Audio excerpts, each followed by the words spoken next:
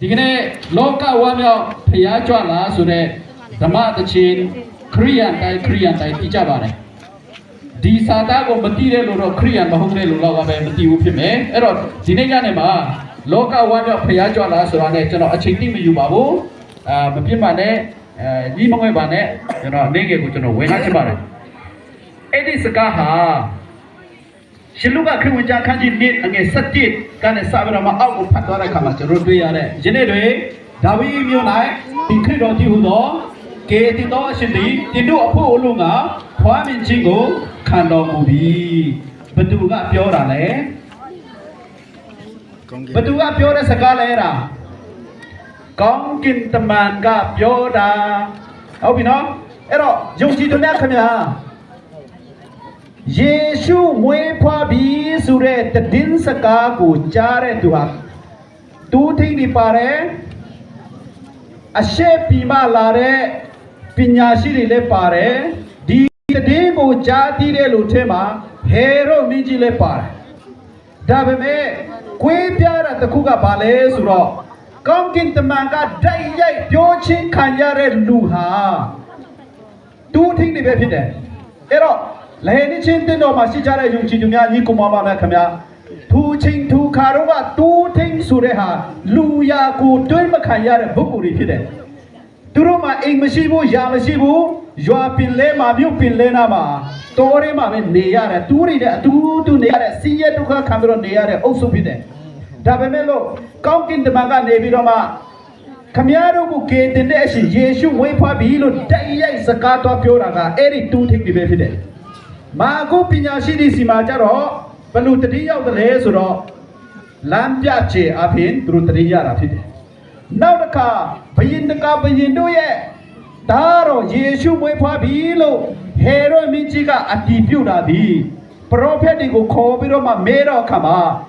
မိခာနာဂတိကျမ်းမှာဖော်ပြတဲ့ဦးဘဲလီမြို့ငယ်မြို့ရုပ်ဖြစ်တော်လည်းပဲဣဒေလာလူမျိုးကိုကေတင်မဲ့အရှင်ဟာတင်းစီမံမွေးဖွားမယ်ဆိုတဲ့ဟာကြားလို့တာသူယုံခဲ့တာဖြစ်ပါတယ်ဒီကောင်မများခင်ဗျာဒီကနေ့ကျွန်တော်ဝေငှချင်တဲ့အကြောင်းအရာကတော့လူတိုင်းခရိယန်မဟုတ်တဲ့လူကိုပဲမေခရစ်စမတ်မှာပြောသလားဆိုပြောကြပါတယ်စကားနှလုံးရှိတယ်မှတ်ထားမယ်ပျော်ရွှင်ခြင်းနဲ့ဝမ်းမြောက်ခြင်းနဲ့စကားနှခွင့်ဖြစ်ပါတယ်မတူဘူးနော်အဲ့တော့ English စကားလုံးမှာပျော်ရွှင်ခြင်းကို happy လို့ခေါ်ပြီးတော့မှဒီကနေ့ကျွန်တော်တို့ပွဲကို happy Christmas လို့သုံးသလားဘယ်လိုသုံးသလဲhappy Christmas မသုံးဘူး Merry Christmas ပျော်ရွှင်တာတော့ပျော်ရွှင်တာပဲဒါပေမဲ့ Merry Christmas လို့သုံးတာ happy Christmas လို့မသုံးဘူးနော် happy ဆိုတဲ့စကားလုံးဒီ happen ဆိုတဲ့စကားလုံးထက်ကလာတာဖြစ်တယ် happen ဆိုတဲ့စကားလုံးဒီအဖြစ်အပျက်ကိုခေါ်တာအဲ့တော့လူတိုင်းပျော်ရွှင်ခြင်းဒီတခဏပဲနော်ခရစ်စမတ်မှာခင်ဗျားတို့ပျော်ကြတယ်ကျွန်တော်တို့ပျော်ကြတခဏပဲဖြစ်မယ်တော့ကျွန်တော်ဆက်ပြောမယ်အဲ့တော့ happen ထက်ကနေပြီးတော့ happy ဖြစ်လာတာဖြစ်တယ်ဥပမာခရစ်စမတ်လက်ဆောင်ရလို့ခင်ဗျားပျော်နိုင်တယ်လူတယောက်ကခင်ဗျားကိုခရစ်စမတ်လက်ဆောင်လာပေးလို့ခင်ဗျားပျော်နိုင်တယ်ဒါပေမဲ့အဲ့ဒီပျော်ခြင်းချင်းကထာဝရပျော်ခြင်းချင်းမဟုတ်ဘူးမနေ့ဖက်တနေ့ဖက်ကဆိုတော့ရသွားပြီတိုက်ရလို့ကားရလို့ပျော်ရွှင်နေကြတယ်လဟေမျိုးအတိုက်တာဆိုစိုက်ကယ်ဝေးနေရင်ပျော်ကြတယ်မိဘကမုတ်ဖူးပေးရင်ပျော်ရွှင်ကြတယ်စသဖြင့်ပျော်ရွှင်စရာအကြောင်းအရာတစ်ခုဖြစ်တဲ့အတွေ့ပျော်ရွှင်ရတာအဲ့ဒါပျော်ရွှင်ခြင်းဖြစ်တယ်အဲ့ဒါတခဏပဲနော်ခဏဆိုပြတ်သွားမယ်အဲ့ဒါကထာဝရမဟုတ်ဘူးပျော်ရွှင်ခြင်းသည်ထာဝရမဟုတ်ဘူးဆိုတာယနေ့ရဒီမှာရှိတဲ့တင်းတူတင်းသားများကိုဆရာနဲ့ဝင်လာလို့တာဖြစ်ပါတယ်အဲ့တော့နောက်တစ်လုံးဒီ joy to the world the Lord has come လောကဝမ်းမြောက်ဖျားကြွလာလောကပျော်ရွှင်ဖျားကြွလာလို့မဟုတ်ဘူးလောကဝမ်းမြောက်ဖျားကြွလာဝမ်းမြောက်ဆိုတဲ့စကားလုံးဖြစ်တယ်ကြည့်ရအောင်တူတင်းနေဟာသူတို့ရဲ့အသက်တာမှာဘာမှရည်ရာမရှိတဲ့ဘဝမျောလင့်စရာမရှိတဲ့ဘဝမနေ့ပြန်ပါဖြစ်မဲ့တစ်ဖက်ခါပါဖြစ်မဲ့မတိတဲ့ဘဝထဲမှာသူတို့စီမှာကောင်းကင်တမန်ကနေပြီးတော့သင်ရောက်လာတဲ့စကားက လူအပေါင်းတို့ဟာဝမ်းမြောက်ဝမ်းသာစရာဖြစ်စေဖို့ရန်တွေ့သူရောယေရှုမွေးဖွားပြီဆိုတဲ့တည်ကြရတယ်သူတို့တွေအတိုင်းမသိဝမ်းမြောက်ကြတယ်ဝမ်းမြောက်ဝမ်းသာဖြစ်ပြီးတော့မှနွားစကွဲထဲမှာတိတ်ထားတဲ့သူငယ်ယေရှုစီမှာရောက်အောင်သွားပြီးတော့သူတို့ဖူးမြောက်ကြတယ်သူတို့စိတ်ထဲမှာအဲ့ဒီဝမ်းမြောက်ခြင်းကဘာနဲ့မှမလေးနိုင်ဘူးထာဝရဝမ်းမြောက်ခြင်းဒီထာဝရဖြစ်တယ်ဘာဖြစ်လို့ထာဝရပြောတယ်လဲဆိုတော့ဘာလို့သူထိန်းတွေကဝမ်းမြောက်ရတယ်လဲမပျော်ဘဲနဲ့ဝမ်းမြောက်တာဘာဖြစ်လို့လဲဆိုတော့လောကဝမ်းမြောက်ဖယားကြွလာယေရှုဒီဖယားသားတော်ဖြစ်ဖယားဖြစ်တဲ့သူကိုယ်တိုင်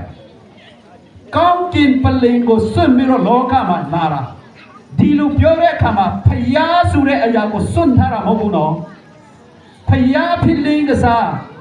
လူဇာတိခန္ဓာအဲ့ဒီရှေ့မှာလူနဲ့ဖယားနဲ့ဟာပူပေါင်းလို့မရဘူးဆက်တွေ့လို့မရဘူးရံဘက်ဖြစ်ခဲ့တယ်ဘာဖြစ်လို့လဲဆိုတော့အပိတ္တရားကြောင့်အပိတ္တရားကခံတဲ့အတွက်လူနဲ့ဖယားဟာအတူတူနေလို့မရဘူးဒါပေမဲ့ဖယားဖက်ကမားတဲ့လူသားမှာဒါပေမဲ့မမားတဲ့ဖယားကမားတဲ့လူလောကမှာလူပုံစံဇာတိခံယူပြီးတော့မှဝေးဖွာလာတဲ့ Christ CHRIST Christ ခရစ်တော်ဗိတ်တိချင်းခံတဲ့နာမည်ဘာဖြစ်လို့ဗိတ်တိချင်းခံတယ်လဲဆိုတော့အပိတ္တဝကေတင်ဖို့အတွက်ဗိတ်တိတာဗိတ်တိတဲ့ဆိုတဲ့စကားလုံးဒီအမိတ်ဖြစ်တယ်တာဝန်ဖြစ်တယ်လုတ်ပိုက်ခွင့်ပေးထားတာကိုပြောတာဖြစ်တယ်ဗိတ်တိအဲ့တော့ခရစ်တော်ဒီဗိတ်တိခံတဲ့နာမည်ဖြစ်တယ်ယေရှုဒီသူ့ရဲ့နာမည်ဖြစ်တယ်ကေတင်ရှင်လို့အဓိပ္ပာယ်ရတယ်အဲ့တော့ကောင်းကင်မှာရှိတဲ့ဖယားဒီ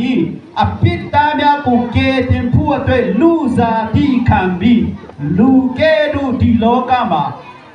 ကြွားရောက်လာတဲ့အချိန်အခါသမယကိုခရစ်စမတ်လို့ခေါ်တာဖြစ်တယ်လူငယ်များတင်သူတင်သားများဒီကုမောမများခရစ်တော်ဝဲဖွာလာချိန်ဘာဖြစ်လို့ဝဲဖွာလာလဲဆိုတော့အပိတ္တနဲ့အတူတကွနေပြီးတော့မှအပိတ္တများကိုကေတင်ဖို့အတွက်လာတဲ့အချိန်ကိုခရစ်စမတ်လို့ခေါ်တာဖြစ်တယ်ဒီကနေ့လည်းဟဲ့ဒီချင်းတင်တော့ကပြောလို့နေတဲ့ခရစ်စမတ်ဒီအဲ့ဒါဆိုဖြစ်တယ်ပြန်တော့ရအောင်အပိတ္တကနဲ့ကင်းလွတ်နိုင်ဖို့ရတဲ့လူတွေကဘယ်လို့မှကြိုးစားလို့မရဘူးဒါပေမဲ့လို့အမင်္ဂလာရှိတာတော့အမင်္ဂလာမှာမင်္ဂလာတို့ကိုပြောဘူးစူးကလည်းပဲမနောက်ချက်တော့ဘူးယေရှုစင်ကြွလာခြင်းတာဖြစ်တယ်ဖြစ်တယ်အဲ့တော့ဒီကမ္ဘာမှာခင်ဗျာတူထင်းနေဟာသူတို့ရဲ့အသက်တာထဲမှာသာဝရကေတင်ချင်းသာဝရအရှင်ဖယားသားတော်သူတို့ဖူးမြင်ကြတဲ့အတွက်သူတို့ရဲ့စိတ်ထဲမှာအတိုင်းမတိဝမ်းမြောက်ဝမ်းသာဖြစ်ရခြင်းတာသာဝရဖြစ်တဲ့သူတို့တွေဘာဖြစ်လို့လဲဆိုတော့မျောလင့်စရာမရှိတဲ့ခေတ်ကနေပြီးတော့မှသူတို့မျောလင့်တော့အခုကိုရတာဖြစ်တော့ကြောင့်သူတို့ရဲ့ဝမ်းမြောက်ခြင်းဟာသာဝရဝမ်းမြောက်ခြင်းဖြစ်တယ်အဲ့တော့ဒီကနေ့ကျွန်တော်တို့ကမ္ဘာပေါ်မှာရှိသမျှလူသားအားလုံးခရစ်စမတ်ကိုဘာဖြစ်လို့ပြောရှင်ဝမ်းမြောက်ကြလဲဆိုတော့ခရစ်စမတ်ဒီလူနဲ့ဖယားပေါင်းစည်းခြင်းဘယ်လူနည်းနဲ့ပေါင်းစည်းလဲဆိုလူဇာတိခန္ဓာကြီးအဖြစ်ပေါင်းစည်းခြင်းအဲ့တော့ခရစ်စမတ်ကျင်းပရခြင်းဒီဝမ်းမြောက်လို့ပဲဖြစ်ရမယ်ပျော်ရွှင်ခြင်းနဲ့ကျွန်တော်တို့ကျင်းပတယ်ဆိုရင်အဲ့ဒီပျော်ရွှင်ခြင်းတခဏတာပဲဖြစ်လေဝမ်းမြောက်ဖို့ရလို့လေနောက်ဆုံးစကားတစ်ခုကိုပြောမယ်ညီကောင်မများခင်ဗျာယေရှုခရစ်တော်ဖယားဟာကောင်းကင်ဘုံစီစဉ်ကိုစွန့်ပြီးတော့မှလာကြတဲ့ကသူ့မှာနေရပြီဘူးသူ့မှာနေရမရှိဘူးမွေးဖွားတာတော့မှလူတွေပြီးနေတာဖြစ်တဲ့အတွက်နေရမရတော့ကြောင့်နွားတင်းကုတ်မှာနွားစခွိတ်ထဲမှာမွေးဖွားလာတယ်နေရမရှိဘူးခမည်းနဲ့ကျွန်တော်တို့လိုအဝတ်အစားထူထူနဲ့မွေးရတဲ့ပုံမှာမွေးဖွားလာတဲ့ဆေးရုံပုံမှာမွေးဖွားလာတဲ့ယေရှုမဟုတ်ဘူးမွေးဖွားကြတဲ့ကနေရမရှိဘူးသူ့အမှုတော်လုံငန်းဆောင်ရွက်နေတဲ့ခါလဲသူ့မှာအိမ်မရှိဘူးတခါတလေလေပေါ်မှာသူအိတ်တယ်ဂါလိလဲအိုင်မှာမုန်တိုက်တဲ့ခါမှာယေရှုပြပန်းလို့လေရဲ့အနောက်ဖက်မှာအိတ်နေတာနော်အဲ့ဒီလေကလည်းသူ့ကိုပိုင်လေမဟုတ်ဘူးသူများနေငားတာယေရှုမှနေရမရှိဘူးသူကိုတိုင်ပြောတယ်မေခွေးမှာတွင်းရှိဤငှက်မှာလည်းတိုက်ရှိဒါပေမဲ့လူသားမှာခေါင်းချစရာနေရတော့မရှိဘူးလို့ပြောခဲ့တာဖြစ်တယ်ဒီကမ္ဘာမှာပဲခင်ဗျာ ယေရှုခရစ်ဟာကေတင်ရှင်ဖြစ်လင်းကစားလောကမှာနေမရှိခဲ့ဘူးဒီလိုနဲ့ပဲကျွန်တော်တို့လူသားများအတွက်တက်ရှိခဲ့တယ်ခုပိုက်ဆိုင်တာမရှိဘူးအဲ့တော့ယနေ့ညဒီကုမမများကိုဝေငှရှင်တဲ့အကြောင်းအရာကတော့သူယေရှုခရစ်တော်ဟာနာဒီတကားရှိပါရရွေးခေါက်လေရဲ့နေဤအချင်းတူဒီငါဤအတန်ကိုကြား၍တကားကိုဖွင့်အားတူတူချတော့ငါဝင်မယ်တူနဲ့အတူသာဝရဆုဆံမယ်လို့ပြောနေတာဖြစ်တယ်မိတ်ဆွေခမည်းနဲ့ကျွန်တော်တို့ရဲ့နှလုံးသားနဲ့ကောရိန္သုဝါဒစာပထမဆောင်ခန်းကြီးတို့ငွေ16ကပြောတယ်တင်တို့ရဲ့ခန္ဓာကိုယ်ဟာတဲ့ဘုရားသခင်ရဲ့ဗိမာန်ဖြစ်တယ်တဲ့အဲ့ဒီဗိမာန်တော်မှာယေရှုခရစ်တော်ကနေရာယူချင်တာဖြစ်တယ်အဲ့တော့2025ခုနှစ်ရဲ့ခရစ်စမတ်မှာနေရာမရှိတော့နေရာရှာနေတော့ယေရှုကိုခမည်းနဲ့ကျွန်တော်ရဲ့နှလုံးသားထဲမှာနေရာပေးမယ်ဆိုရင်ခရစ်စမတ်ရဲ့ဝမ်းမြောက်ခြင်းဟာဒီနဲ့ကျွန်တော်တွေ့ဖြစ်တယ်ဒီလိုမဟုတ်ပဲပျော်ရွှင်မှုတက်တက်နဲ့ပဲကျွန်တော်ခရစ်စမတ်ပွဲကျင်းပနေတယ်ဆိုတော့အဲ့ဒီပျော်ရွှင်မှုကခဏတာပဲပြည့်စည်သွားမယ်အဲ့တော့ပျော်ရွှင်မှုထက်ဝမ်းမြောက်ခြင်းကိုရယူတော့ကောင်းကင်ဘုံစီစဉ်ကိုဆွေးပြီးတော့မှလူသားများနဲ့အတူလူသားကိုကြည်တင်မှုတဲ့အာမခံတော့ဖရာရဲ့တားဝင်းတဲ့အချိန်မှာခမည်းနဲ့ကျွန်တော်တို့ရဲ့ယုံကြည်သူများရဲ့နှလုံးသားထဲမှာသူယေရှုခရစ်တော်ဝေဖာခြင်းကိုနေရာပေးကြပါစို့လို့တိုက်တွန်းဝင်လာရင်ဒီလောက်လည်းပဲဒီကုန်းချုပ်ပါတယ်ဖျားရှင်ဒီလိုပေါ်တိုင်းကောင်းကြီးပေးပါစေအာမင်ကျေးဇူးတင်ပါတယ်